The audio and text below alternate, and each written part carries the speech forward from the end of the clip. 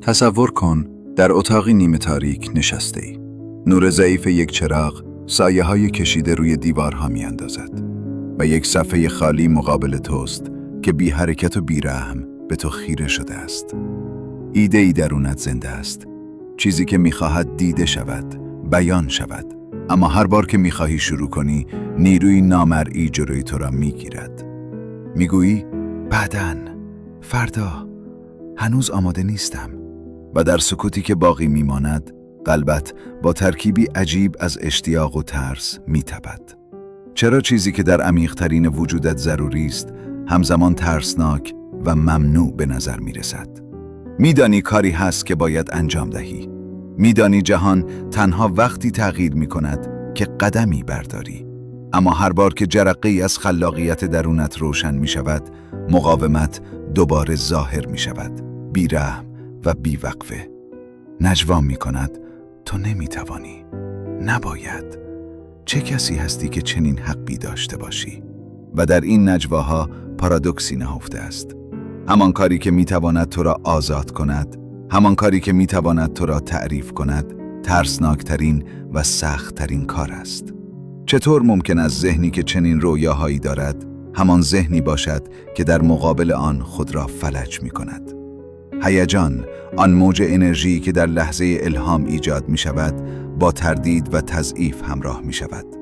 پرسشی عمیق و ابدی درونت شکل می گیرد. آیا ترس واقعاً دشمن است یا نگهبان دروازه چیزی بزرگتر و ضروری؟ فکر کن به کسانی که پیش از تو قدم برداشتند. آنها هم با همان سایه ها مواجه شدند. همان نیروی نامرئی را تجربه کردند. بعضی آن را مقاومت نامیدند، بعضی تعلل و برخی گپی میان آنچه هست و آنچه میتواند باشد. این نیرو در هر سکوت، هر مکث آماده است دست و پای تو را ببندد، ذهن تو را خاموش کند و تو را قانع سازد که خلق کردن خطاست. با این حال در دل این مبارزه یک حقیقت ترسناک اما شفاف آشکار می شود. هیچ چیز ارزشمندی بدون مواجهه با این نیرو ظاهر نمی شود. اما چه زمانی باید قدم برداری؟ چه زمانی باید از سد نامرئی عبور کنی؟ خلق واقعی نه تنها به مهارت، بلکه به شجاعت روبرو شدن با خود و ترس‌ها نیاز دارد. تو در آستانه یک انتخاب ایستاده‌ای. آیا به طوفان قدم می‌گذاری و برای خلق و زندگی واقعی ریسک می‌کنی؟ یا عقب می‌روی و اجازه می‌دهی زنجیرهای نامرئی هر روز محکم‌تر شوند؟ پاسخ نزدیک است، اما هنوز در سایه‌های مبارزه پنهان است. راه رهایی شورش است، اما شورشی درونی، شخصی و آگاهانه.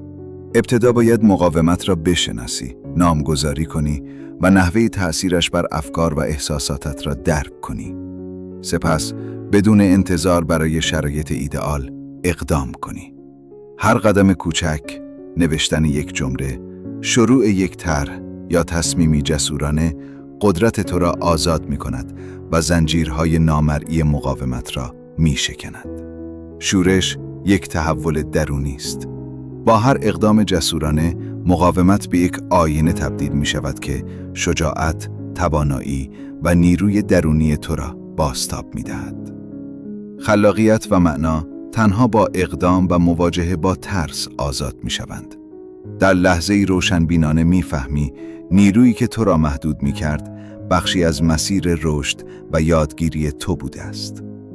مقاومت، ترس و تردید نه دشمن، بلکه معلمی سختگیر هستند.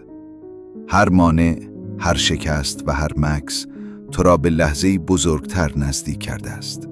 و اینجا این پارادوکس شگفت‌انگیز نمایان می شود. هر چیزی که تو را عقب نگه می داشت، توانایی پرواز تو را نیز تقویت می کرد. هر بار که مقاومت را شناختی و عمل کردی، نیرویی درونت آزاد شد که بی پایان است.